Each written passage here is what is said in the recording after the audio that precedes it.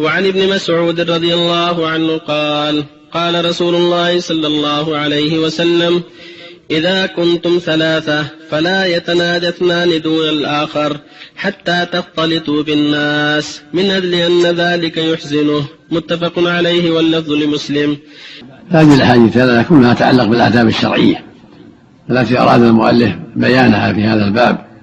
الأول فيما يتعلق بالاختلاط والمناجاة، بين صلى الله عليه وسلم أنه لا يجوز للثلاثة إذا كانوا في مجلس أن يتناجى اثنان دون الثالث. الحمد لله رب العالمين، والصلاة والسلام على أشرف الأنبياء وسيد المرسلين نبينا محمد وعلى آله وصحبه أجمعين، أما بعد. فسبحانك اللهم لا علم لنا إلا ما علمتنا إنك أنت العليم الحكيم. اللهم علمنا ما ينفعنا وانفعنا بما علمتنا وزدنا علما نافعا وعملا صالحا يا رب العالمین۔ معزز ساتھیوں، دوستوں اور ہماری ماؤں اور بہنوں، باب الحیض کا یہ درس نمبر 5 ہے اور حدیث نمبر 3 پیش کرنے جا رہا ہوں۔ وعن حمنة بنت جحش رضی اللہ عنہ قالت كنت استحاض حيضة كبيرة شديدة فأتيت النبي صلى الله عليه وسلم أستفتيه فقال إنما هي ركضة من الشيطان فتحيضي 6 أيام أو 7 ثم اغتسلي فإذا استنقأت فصلي 24 أو 23 وصومي وصلي فإن ذلك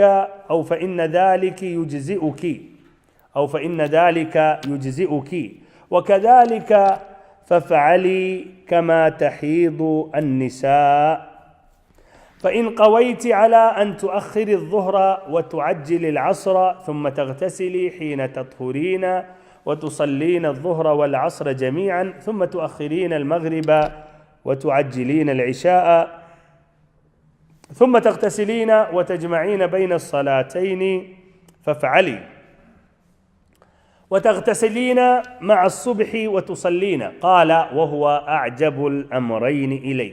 رواه الخمسة إلا النسائي وصححه الترمذي وحسنه البخاري۔ حدیث کا ترجمہ، حضرت حمنہ بنت جحش رضی اللہ عنہا فرماتی ہیں کہ میں سخت قسم کے استحاضے میں مبتلا رہتی تھی جو کثرت سے آتا رہتا تھا۔ میں نبی صلی اللہ علیہ وسلم کی خدمت میں استفسار کے لیے حاضر ہوئی تو آپ نے فرمایا انما ہی رکضۃ من الشیطان، یہ تو شیطان کی چوک لات مارنا ہے، یہ شیطان کی چوک لات مارنا ہے، لہذا تو 6 یا 7 ایام کو ایام حیض شمار کر کے پھر نہا لے، جب تو اچھی طرح پاک صاف ہو جائے تو پھر 24 یا 23 دن روزے رکھ اور نماز پڑھ، یقیناً یہ تیرے لیے کافی ہے، اور ہر ماہ اسی طرح کیا کر جیسا کہ حیض والی خواتین کرتی ہیں۔ پھر اگر تم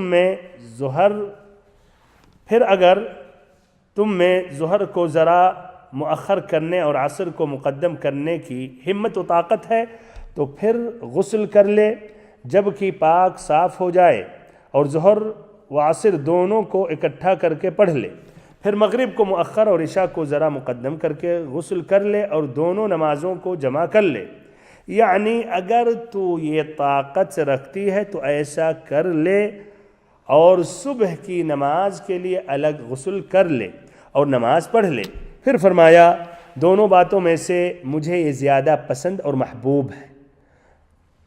وضاحت ہوگی اس سے مراد کیا ہے، دونوں باتوں میں سے مجھے یہ زیادہ پسند اور محبوب ہے۔ اسے نسائی کے علاوہ باقی 5 نے روایت کیا ہے، ترمذی نے صحیح قرار دیا اور بخاری نے حسن کہا ہے۔ حدیث کے جو راوی یا راویہ جو ہیں وہ حمنہ بنت جحش ہیں۔ مختصراً ان کا ترجمہ پیش کر رہا ہوں، اس لیے ان کا ذکر پہلی مرتبہ ہو رہا ہے۔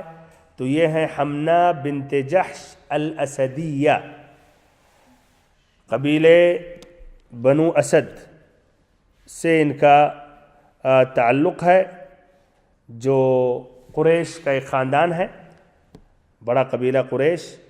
یہ زینب بنت جحش ام المؤمنین، نبی اکرم صلی اللہ علیہ وسلم کی زوجہ زینب بنت جحش کی بہن ہیں، اور یہ حمنہ بنت جحش مصعب ابن عمیر رضی اللہ عنہ کی بیوی تھیں، جو غزوہ احد میں شہید ہو گئے.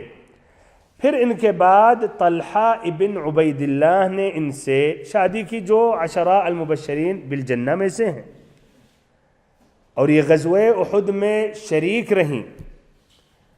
اور عورتیں جو شریک رہتی تھیں اس میں جو زخمی ہو جاتے تھے پانی پلاتی تھیں، اور ایسے ہی جن کو زخم چوٹ آ جاتا تھا علاج کرتی تھیں. اور یہ استحاضہ یا استحاضے میں مبتلا تھیں، جس طرح کی اس حدیث میں ہے.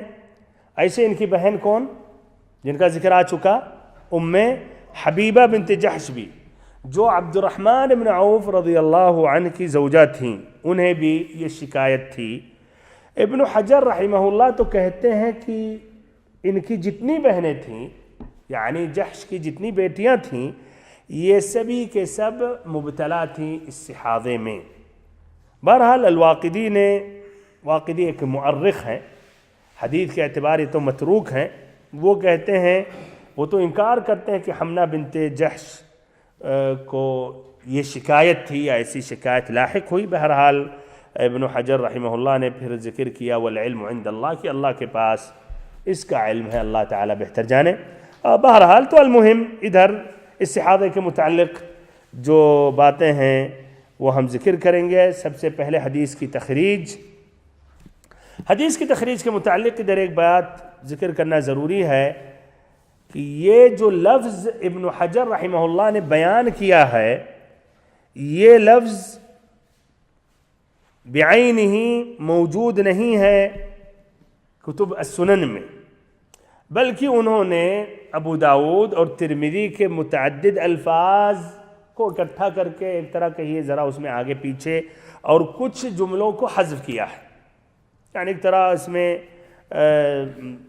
اس لیے دیکھیے ابن حجر، ایک بات آپ کو جاننا چاہیے، ابن حجر رحمہ اللہ یہ ڈائریکٹ سند سے حدیثیں تھوڑی بیان کرتے ہیں، یہ متأخر ہے، یعنی 9ویں صدی میں تھے یہ. اور حدیثیں جو سند کے ساتھ جو لکھی گئیں، بیان کی گئی ہیں، کون سی صدیوں میں؟ تیسری عصر الذہبی تھا، گولڈن سال، تیسری صدی جو 200 کے بعد سے لے کر 300، اور اس سے پہلے بھی شروع ہو گئی تھی. پھر ایسے ہی 4تھی صدی، پھر 5ویں صدی، اس کے بعد تقریباً ختم. اسناد اتنے لمبے ہو گئے. تو ابن حجر رحمہ اللہ ہمارے اور آپ کی طرح وہ بھی ڈائریکٹ حدیثوں سے لے کر وہ حدیثیں نقل کرتے ہیں، وہاں سے لیتے ہیں، اپنی سند سے تھوڑی بیان کرتے ہیں. جس طرح امام بخاری 3ری صدی میں تھے، وہ ڈائریکٹ اپنی سند سے قریب تھے نبی صلی اللہ علیہ وسلم سے. اسی لیے ان کتابوں کو کہتے ہیں، یہ بھی علم میں اضافہ کریں، مصادر اصلیہ کہتے ہیں. اصلی کتابیں، حدیث کی اصلی کتابیں ہیں، مصادر اصلیہ یا مصدر اصلی ہے. اور بلوغ المرام یا ریاض الصالحین کو کیا کہا جائے گا؟ مصدر فرعی. ریاض الصالحین بھی جو امام نووی کی ہے، اس میں آپ دیکھیں گے وہ صرف صحابی کا ذکر کرتے ہیں، پھر کہتے ہیں متفق علیہ رواہ مسلم. وہ ان کتابوں سے جو مراجع مصادر اصلیہ ان سے وہ لیتے ہیں. اس لیے بتا رہا ہوں کہ ہو سکتا ہے آپ کے ذہن میں اشکال آتا ہوگا تو کیا حرج ہے، ابن حجر رحمہ اللہ کا لفظ ہے. نہیں، ابن حجر رحمہ اللہ کی یہ کتابیں مصادر اصلیہ نہیں ہے، 9ویں صدی میں ہے، متأخر ہے. وہ انہی کتابوں سے اخذ کرتے ہیں، لیتے ہیں. جس طرح کہ اگر ہم اور آپ ہم میں سے کوئی کچھ حدیثیں ایک موضوع پر جمع کریں تو یہ مصدر فرعی مانا جائے گا. کہاں سے حدیثیں لیں گے؟ اپنے سے تھوڑی بنائے گا، انہی حدیثوں سے لے گا. المہم تو ابن حجر رحمہ اللہ نے اس طرح گویا نئے سرے سے انہوں نے حدیث کچھ آگے پیچھے کر کے ابو داؤد سے ترمذی سے الفاظ لے کر انہوں نے پیش کیا. بہرحال حدیث کی تخریج. رواہ الخمسہ سے مراد کون ہے؟ رواہ الخمسہ 5 نے روایت کی ہے. رواہ الخمسہ سے مراد کئی مرتبہ آیا مسلم اور بخاری کو چھوڑ کر 4 ہیں زائد امام احمد، 4 زائد امام احمد، یعنی ابو داؤد، ترمذی، نسائی، ابن ماجہ زائد امام احمد. 4 زائد امام احمد، یعنی ابو داؤد، ترمذی، نسائی، ابن ماجہ زائد امام احمد. 4 زائد امام احمد، یعنی ابو داؤد، ترمذی، نسائی، ابن ماجہ زائد امام احمد. چاروں زائد امام احمد. تو یہ پانچوں نے روایت کی ہے نسائی کے علاوہ. تو اس طرح جو روایت کر رہے ہیں وہ ہیں ابو داؤد پیج نمبر 52 حدیث نمبر 287 کتاب الطہارہ باب اذا اقبلت الحیضہ تدع الصلاۃ. ترمذی نے پیج نمبر 34 حدیث نمبر 128 کتاب الطہارہ باب ما جاء في المستحاضة انها تجمع بين الصلاتين بغسل واحد. ابن ماجہ پیج نمبر 88 حدیث نمبر 627 کتاب الطہارہ و سننها باب ما جاء في البكر اذا ابتدأت مستحاضة او كان لها ايام حيض فنسيتها. ایسے امام احمد نے مجلد 45 پیج نمبر 439 حدیث نمبر 27144. مسند امام احمد میں تقریباً 30,000 حدیثیں ہیں. تو حدیث نمبر 27144 ایسے اور انہوں نے مقرر بھی کیا. المهم تمام حضرات نے روایت کی ہے. ابو داؤد، ترمذی، ابن ماجہ، امام احمد. تو یہ چاروں حضرات روایت کرتے ہیں اس اسناد سے عبداللہ ابن محمد ابن عقیل.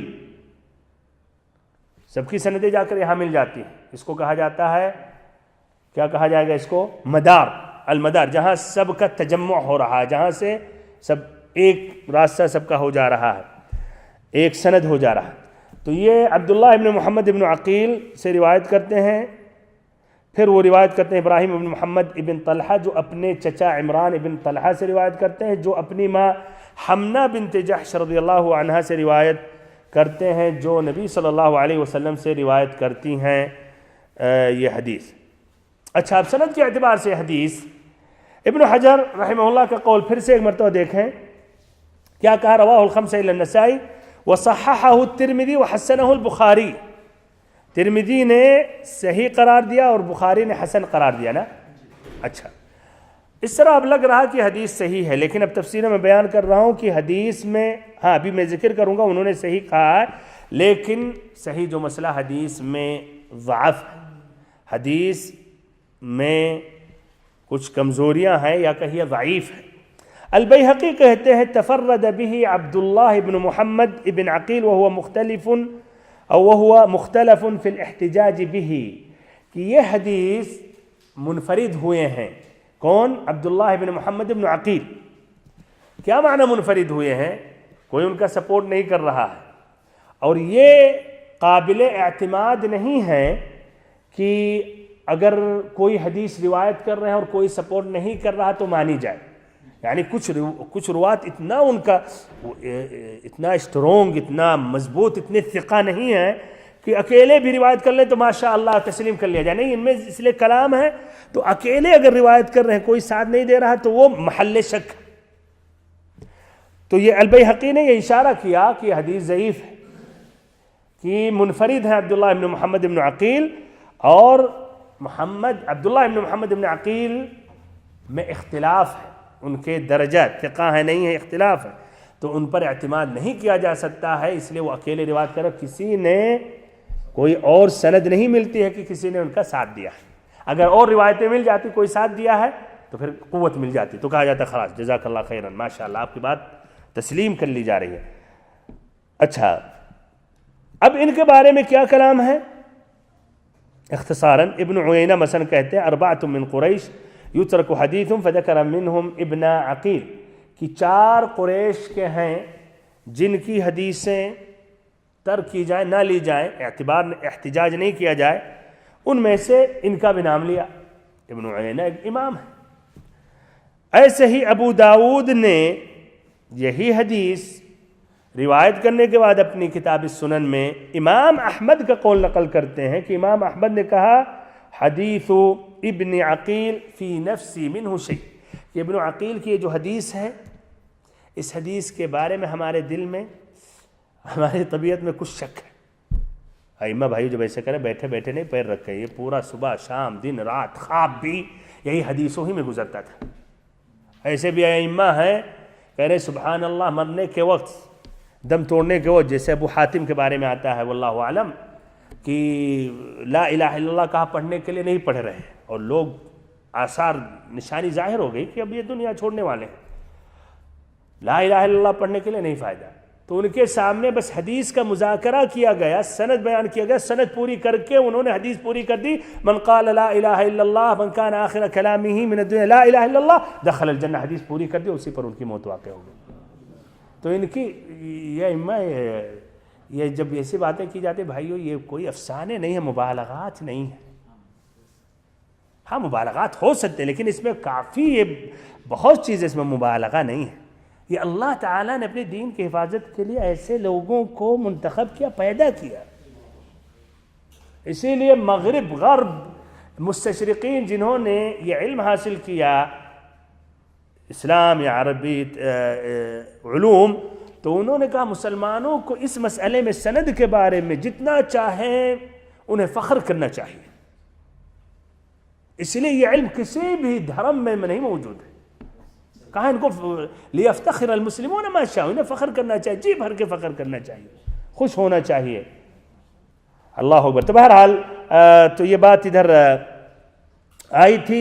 ابو داؤد ابن عقیل نے یہ کہا کہ اس میں ہمارے دل میں کچھ شک ہے، اس کے معنی مکمل اس کو ضعیف بھی نہیں ادھر کہہ سکتے، فیہ ضعف، اسی لیے کہا گیا فیہ ضعف، اس میں ایک ضعف ہے۔ اچھا، ابن ابی حاتم کہتے ہیں ہم نے اپنے والد سے سوال کیا، ابو حاتم، اسی حدیث کے بارے میں جس کی روایت ابن عقیل روایت کرتے ہیں، جس حدیث یا جو حدیث روایت کرتے ہیں ابن عقیل ابراہیم ابن محمد سے، جو روایت کرتے ہیں عمران ابن طلحہ سے، جو اپنی ماں حمنہ بنت جحش سے روایت کرتے ہیں حیض کے بارے میں، تو ابو حاتم نے وہنہ ولم یقوی اسنادہ، اس کو انہوں نے ضعیف قرار دیا اور اس کے اسناد کو انہوں نے مضبوط نہیں کہا۔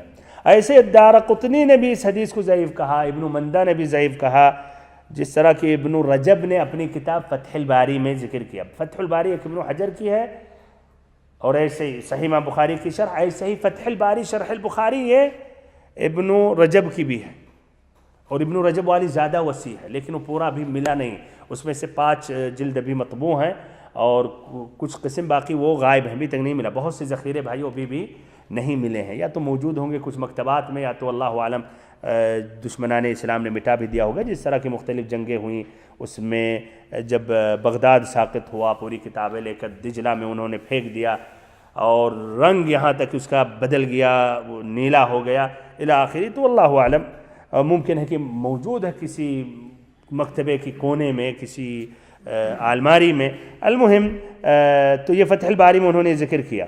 اچھا، اب ابن حجر رحمہ اللہ کے قول کی طرف واپس آتے ہیں۔ انہوں نے کہا ترمذی نے تو صحیح قرار دیا ہے اور بخاری نے حسن قرار دیا ہے، تو یہ کیا مسئلہ ہے ادھر؟ ترمذی نے علل الترمذی میں، ان کی ایک دوسری کتاب ہے علل، کتاب العلل، تو اس میں کہتے ہیں ھذا حدیث حسن صحیح، یہ حدیث حسن ہے، صحیح ہے، اور کہتے ہیں سألت محمدا عن هذا الحدیث، ہم نے محمد سے سوال کیا۔ کون محمد؟ امام بخاری، محمد بن اسماعیل، ان کے شیخ ہیں ترمذی کے۔ تو انہوں نے کہا امام بخاری نے، ہوا حدیث حسن صحیح، ہوا حدیث حسن صحیح، علل الترمذی میں ہے حدیث حسن ہے، اور رجوع کریں حدیث کی طرف، یہی مراد ہے امام ابن حجر یا حافظ ابن حجر نے جو کہا وہ حسنہ البخاری، جو ترمذی نے کتاب العلل میں نقل کی ہے اپنے شیخ کس سے؟ امام بخاری سے۔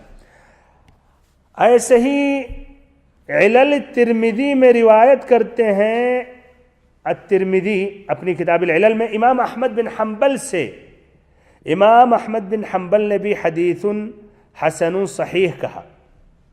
اب ادھر دو بات ہو گئی، ایک مرتبہ امام احمد سے آیا کہ انہوں نے کہا ہمارے دل میں اس بارے میں کچھ شک شبہ، دل نہیں مطمئن، اور ادھر کہہ رہے ہیں ترمذی نے کہ انہوں نے کیا کہا؟ حسن صحیح۔ اب ایک امام سے دو باتیں آگے، کس کو مانا جائے؟ یہ بھی ایک الگ مسئلہ ہے۔ کچھ اہل علم نے کہا ابو داؤد جو ہیں، ابو داؤد نے نقل کیا تھا کہ امام احمد کہہ رہے ہمارے دل میں کچھ شک ہے، اور امام ابو داؤد امام احمد کے خاص شاگردوں میں سے، مستقل امام ابو داؤد کی ایک کتاب ہے مسائل الامام احمد، جس میں امام احمد کے فقہی مسائل نقل کرتے ہیں، مطبوع ہے مسائل ابو داؤد۔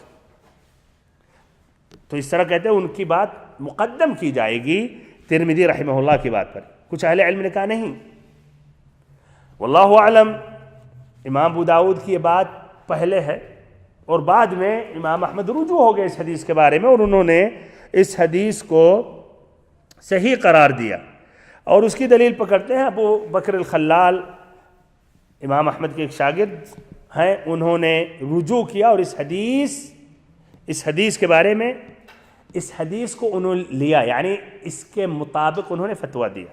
لیکن ادھر پھر ایک ہی جواب آتا ہے، حدیث کے مطابق فتویٰ دینا، حدیث پر عمل کرنا دلیل نہیں ہے کہ حدیث صحیح ہے۔ اور سنن ترمذی میں بہت سی حدیثوں کے بارے میں امام ترمذی کہتے ہیں حدیث ضعیف ہے، لیکن اہل علم کا اسی حدیث پر عمل ہے، یہ بھی ایک مسئلہ ہے۔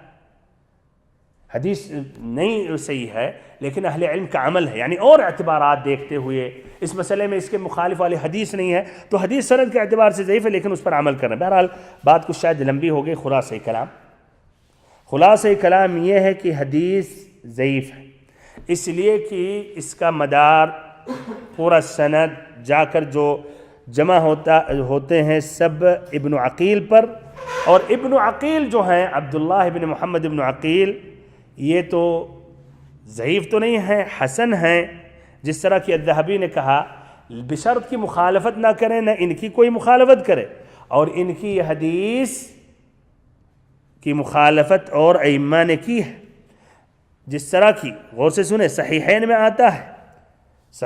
آتا ہے، یعنی امام بخاری امام مسلم کی حدیثوں میں آتا ہے کہ آپ صلی اللہ علیہ وسلم نے مستحاضہ عورت کو کہا کہ اپنی عادت یعنی اپنی مدت کو لے، نہ کہ غالب النساء، اس میں کیا آتا ہے فَفْعَلِي كَمَا تَحِيضُ النِّسَاء، جس طرح کی اکثر عورتیں، اور اس میں صحیحین میں کیا آتا ہے کہ اپنی مدت کی طرف، اپنی مدت دیکھے، اپنی مدت کو دیکھے گی، نہ کہ پہلے عورتوں کو دیکھے گی۔ اب الگ مسئلہ، اس کی مدت نہیں معلوم ہے تب وہ الگ مسئلہ ہے، لیکن اگر مدت اس کی معلوم ہے تو پہلی مدت دیکھے گی، نہ کہ اکثر عورتوں کو دیکھے گی۔ تو اگر ایک عورت مثلا ہر مہینے میں 3 دن اس کو یہ مہینہ آتا تھا، حیض آتا تھا، 5 سال کے بعد سسٹم گڑبڑ ہو گیا، حیض بھی آ گیا، اب غالب نساء تو 7-6 دن ہے، تو 7-6 دن دیکھے گی یا 3 دن دیکھے گی اپنا، اور باقی کو وہ شمار کرے گی کہ یہ استحاضہ ہے، تو یہ 3 دن کو مانے گی۔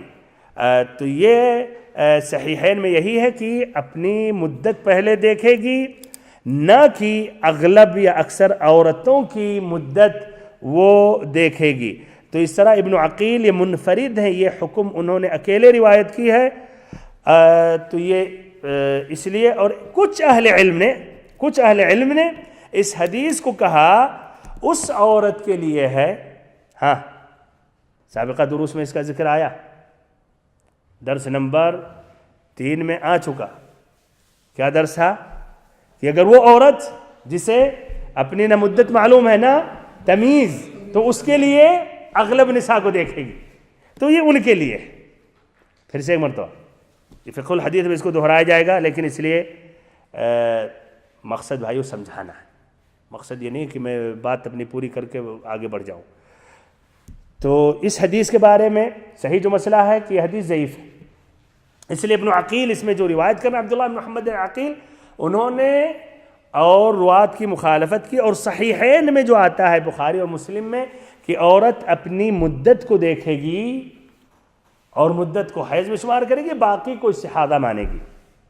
یہ نمبر 1۔ نمبر 2، کچھ اہل علم نے کہا یہ حدیث اس عورت کے لیے ہے جو شروع ہی سے اس کا سسٹم گڑبڑ ہو گیا، حیض اور استحاضہ، تو اسے مدت اس کی معلوم ہی نہیں ہے، 7 دن کا نہ معلوم ہے، 3 دن 15، تو وہ کیا کرے گی، اور تمیز بھی نہیں کر پا رہی کہ خون میں دیکھے کہ یہ کالا ہے اور یہ ہے، نہیں کر پا رہی ہے، تو وہ پھر اغلب نساء کو دیکھے گی، اس کے لیے ہے۔ اور یہ تیسری جو کیفیت جو میں نے بیان کی حدیث نمبر 3 میں، یہ اسی حدیث سے انہوں نے استدلال کیا۔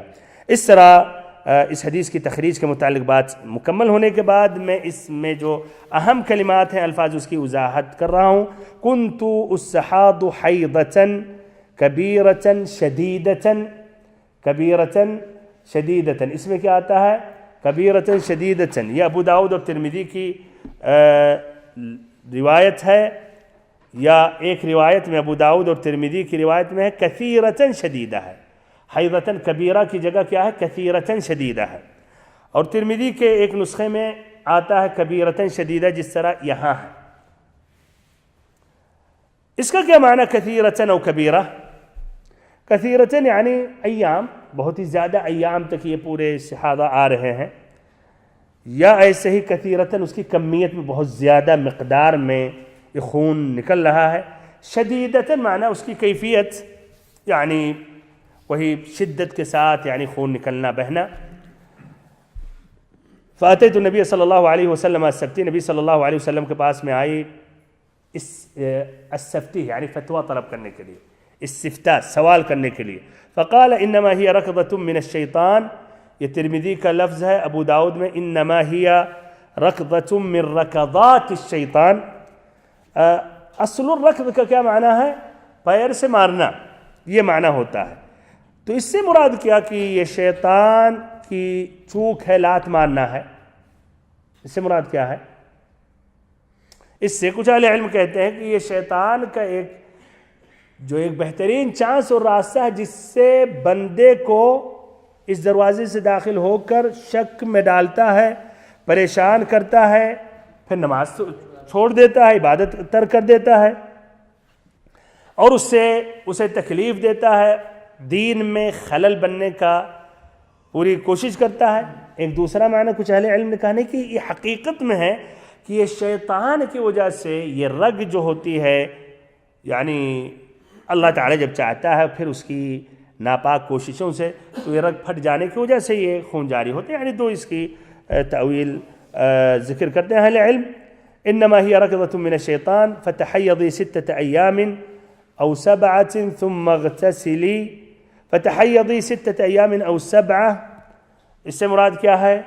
یعنی ایام حیض میں رکنا، اور ایسے ہی یہ جو 6 اور 7 ہے یہ اکثر ہے، اس لیے غالب ایام الحیض بھائی عورتوں میں یہی ہوتا ہے 6 یا 7 دن۔ تو فتحیضی 6 ایام او 7، 6 دن یا 7 دن حیض میں شمار کرتے ہوئے بیٹھ جاؤ، نماز روزہ ترک کر دو۔ تو یہ او جو ہے یہ تخیر کے لیے ہے کہ دونوں میں سے ایک، یا او کا کچھ اور معنی ہے؟ ادھر غور سے سوچ سمجھ کے بھائیو جواب دے۔ فتحیضی 6 ایام او 7 ایام، 6 دن یا 7 دن۔ تو یہ او جو ہے تخیر کے لیے کہ دونوں میں سے تمہاری مرضی، 6 دن پکڑ لو یا 7 دن ہے، یا کچھ اور معنی ہے؟ اللہ اعلم۔ تخیر کے لیے نہیں، واللہ اعلم، اجتہاد، یعنی تم اس کے بارے میں اجتہاد کرو کہ کیا غالب ہے تمہارے لیے، تمہارے لیے اقرب کیا ہے۔ یعنی ادھر اب کہا جائے گا مثلا آپ کی جو فیملی میں جو عورتیں ہیں، بہن ہوئی، ماں ہوئی، اس اعتبار سے 6 اور 7 یہ تو اکثر عورتوں میں ہے، لیکن اب تم دونوں میں سے جو اقرب ہے اس کو تم پکڑو، اجتہاد کرو، کوشش کرو۔ بہرحال اس طرح وقت ختم ہو گیا، یہاں اب میں رک رہا ہوں، آئندہ باذن اللہ عز و جل اور جو کلمات باقی ہیں اس کی تشریح کروں گا۔ اللہ تعالیٰ سے اخیر میں دعا کرتا ہوں کہ اللہ تعالیٰ ہم سبھی کو علم نافع عطا کرے اور ہم سبھی کو صراط مستقیم پر چلائے۔ وصلی اللہم وسلم وبارک ونعم علی عبدک ورسولک محمد۔